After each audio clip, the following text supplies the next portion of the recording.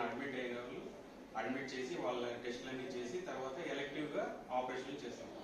కానీ మేము emergency operation ఈ విధంగా వాస్కులర్ ఎమర్జెన్సీ ఆపరేషన్ కూడా 24 గంటలు ఎప్పుడైనా ఎనీ టైం ఏ కేసు వచ్చినా కూడా అటెండ్ అయ్యి వాళ్ళకి ఆపరేషన్ చేస్తున్నాము అని తెలియపరచడానికి ఈ ప్రెస్ మీట్ పెట్టడం జరగడం. ముఖ్యంగా మనకి మనిషికి ప్రాణం ఎంత ముఖ్యమో కాళ్ళు చేతులు అనేది మన మనుగడకి చాలా ముఖ్యమో అదేవిధంగా వాళ్ళకి వృత్తికి వాళ్ళు సంపాదించుకోవడానికి కూడా చేతులు కాళ్ళు అనేది చాలా అవసరం. ఒక వ్యక్తికి ఒక చెయ్యి కాళ్ళు లేదంటే అవిటివాడు అంటారు. అవిటితనము వల్ల ఆ పేషెంట్ తనంతకు తాను కుమిలిపోతాడు. తర్వాత పేషెంట్ బంధువులు కూడా భారం అయిపోతారు.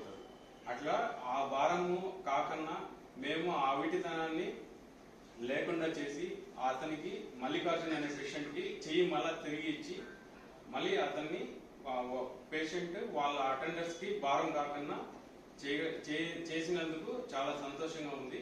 కాబట్టి మీ పాత్రికేయుల ద్వారా ఏం తెలియజేయాలనుకుంటున్నామంటే ఎమర్జెన్సీగా ఏదైనా ఈ vascular injury, road traffic accidents, ఈ రక్తనాళాలు కట్ అయిపోవడము అట్లాంటి ఆపరేషన్లు కూడా మేము మా టీం మొత్తం ఎనీ టైము అటెండ్ అయ్యి చేస్తున్నాము.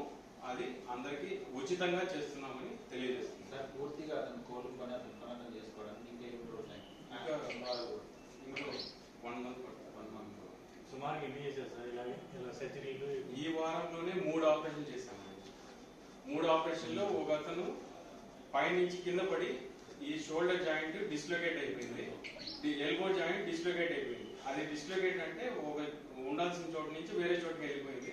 అప్పుడు పక్కనే ఉండే బ్రేకిల్ ఆర్టరీ అనేది అది కూడా కట్ అయిపోయింది. కట్ అయిపోతే దాన్ని కూడా అతికిచ్చి రిపేర్ చేశాను. అదేవిధంగా ఒక నాగలక్ష్మి అనే పేషెంట్ ఇప్పుడు ఎస్ఎస్సీలో, రామలక్ష్మి అనే పేషెంట్ ఎస్ఎస్సీలో ఉన్నారు. పేషెంట్ ఫస్ట్ ఇక్కడికి వచ్చారు, ఇక్కడ వచ్చి మళ్ళీ బయట ఇక్కడ వెళ్ళిపోయారు. వెళ్ళి బయట అంతా తిరిగి ఎక్కడ అందరూ 5 లక్షలు 10 లక్షలు అడిగితే కూడా వాళ్ళు డబ్బులు ఖర్చు లేక మళ్ళీ తిరిగి మన హాస్పిటల్కే వచ్చారు. ఎమర్జెన్సీగా నైట్ లో చేశాము. ఆ పేషెంట్ కూడా సార్కి చాలా దగ్గర బంధువులు. ఎవరు చేయకపోతే సారు మమ్మల్ని రిక్వెస్ట్ చేయాలని కాదు, మమ్మల్ని చేయమన్నారు, మేము చేసాము. పేషెంట్ బాగున్నారు. ఆమెకు ఇక్కడ మెడ దగ్గర రక్తనాళం గడ్డగట్టింది, తర్వాత ఎముకలు ఇరిగినాయి, పక్కట ఎముకలు ఇరిగినాయి, అది కూడా సరి చేశాము. ఆ రక్తనాళాలు కూడా ఈ విధంగా వారానికి 2 లేదా 3 ఆపరేషన్లు కంపల్సరీగా చేస్తూనే ఉంటాము, ఎమర్జెన్సీగా చేస్తున్నాము. మా టీము అందరూ నిష్ణాతులు దీంట్లో.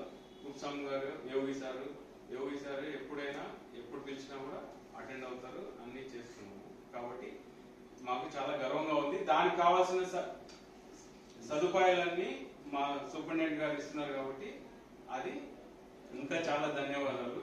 తర్వాత దానికి పోస్ట్ ఆపరేటివ్ రికవరీకి ఐసీయూ స్టాఫ్ కానీ, వార్డ్ స్టాఫ్ కానీ, బాయ్స్ కానీ, తర్వాత పర్ఫెషనిస్టులు కానీ అందరూ నిష్ణాతులైన వాళ్ళు అందరూ.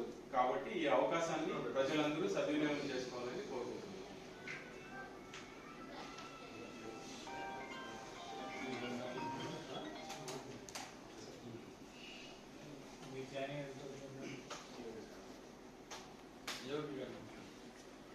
ఇక్కడ వచ్చిన ప్రేక్షకులకి అందరూ పాల్గొనేందుకు ధన్యవాదాలు.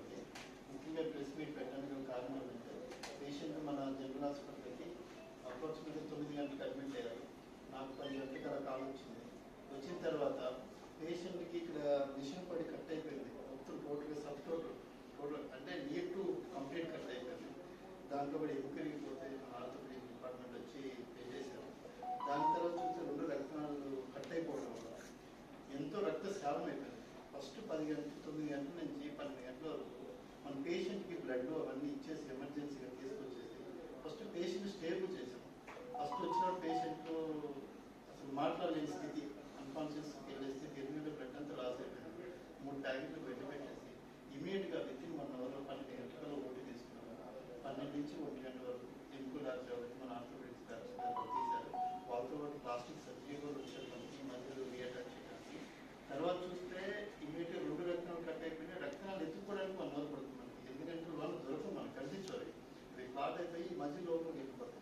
తర్వాత ఇమీడియట్గా మనకి కాలుకి రక్తనాలు ఉంటుంది, అది వెయిన్ అంటారు, ప్లేట్లెట్స్ కాబట్టి తీసుకొని 2 రక్తనాళాలు చిన్న సైజు కానీ వెయిన్ కొద్దిగా పెద్దగా ఉంది, కానీ సైజు మిస్ మ్యాచ్ డిస్ప్రొపోర్షన్ అవ్వకుండా దాన్ని రెగ్యులర్గా నీట్గా ఇంటర్పోజిషన్ గ్రాఫ్ రెండింటి చేశారు.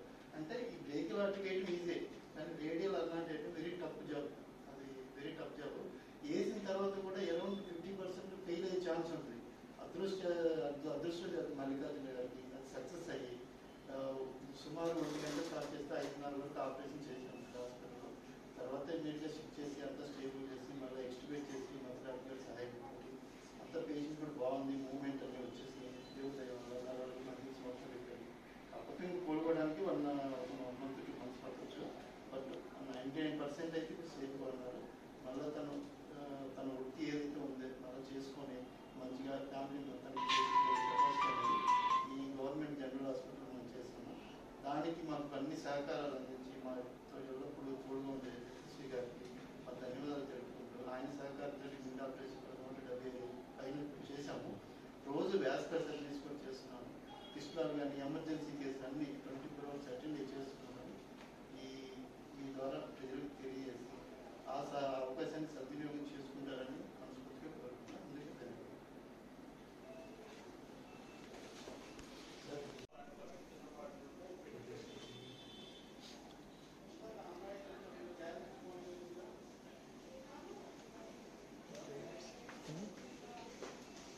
Okay sir, thank you.